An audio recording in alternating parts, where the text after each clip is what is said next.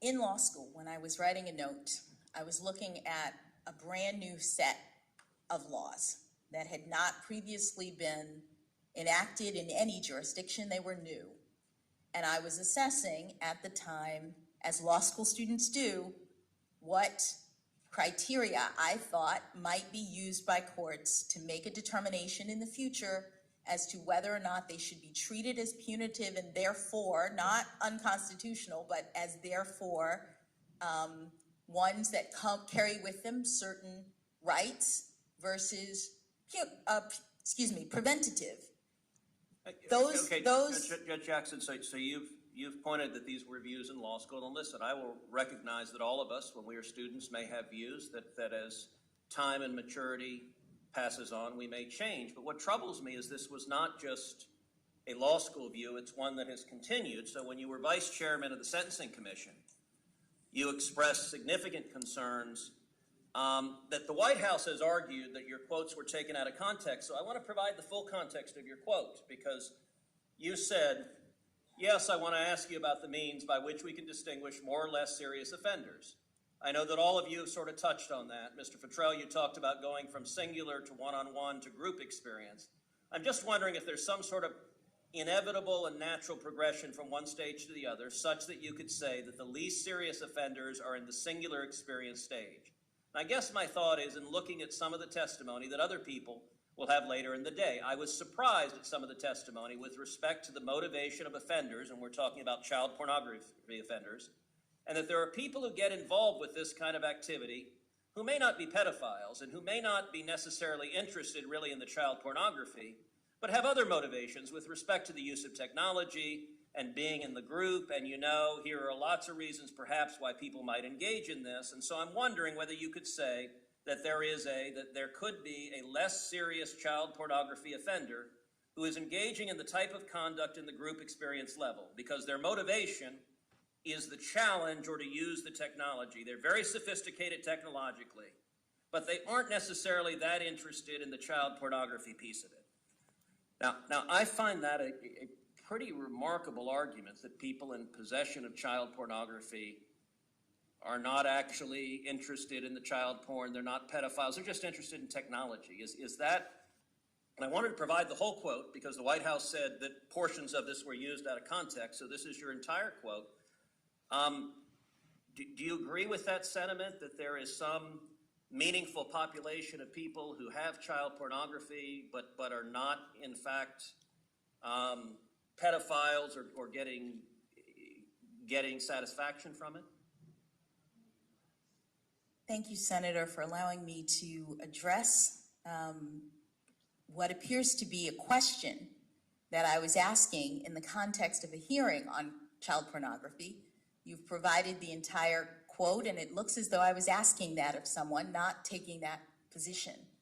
And the position that I've taken in all of my sentencings involving child pornography offenders is to ensure that despite the attitude and view of many of the offenders who came before me when I was a trial judge, that they were just lookers, that they weren't really harming anyone, that they were curating their collections and they never touched a child, I made sure that they understood that notwithstanding their collecting behavior, that they were causing significant harm.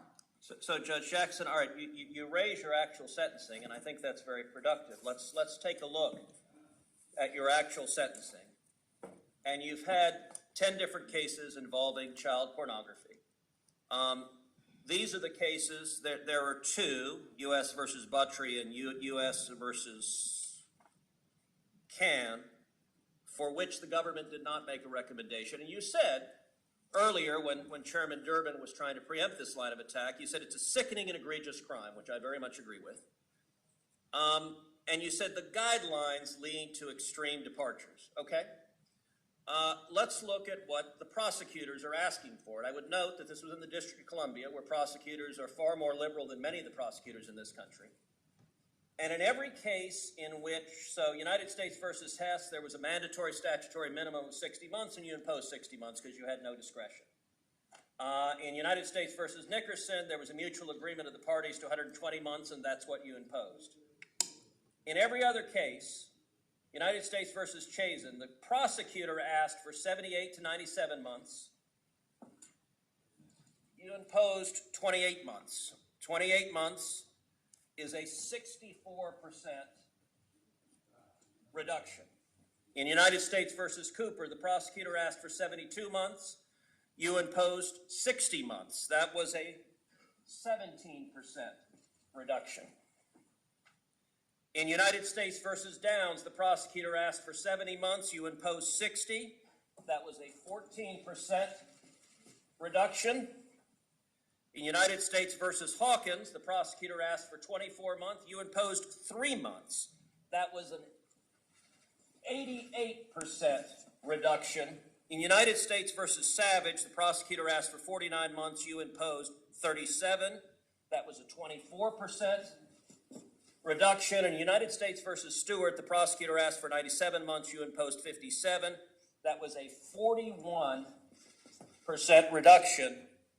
Every single case, 100% of them, when prosecutors came before you with child pornography cases, you sentenced the defenders to substantially below, not just the guidelines, which are way higher, but what the prosecutor asked for on average of these cases, 47.2% less. Now, you said you made sure the voice of the children was heard. Do you believe in a case like United States versus Hawkins, where the prosecutor asked for 24 months and you sentenced the offender to only 3 months? Do you believe the voice of the children is heard when 100% of the time you're sentencing those in possession of child pornography to far below what the prosecutor's asking for?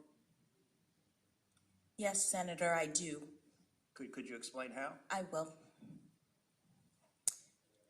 A couple of observations. One is that your chart does not include all of the factors that Congress has told judges to consider, including the probation office's recommendation in these cases. Well, Judge Ashton, we don't have those probation. The committee has not been given the probation office's recommendation. We would welcome them.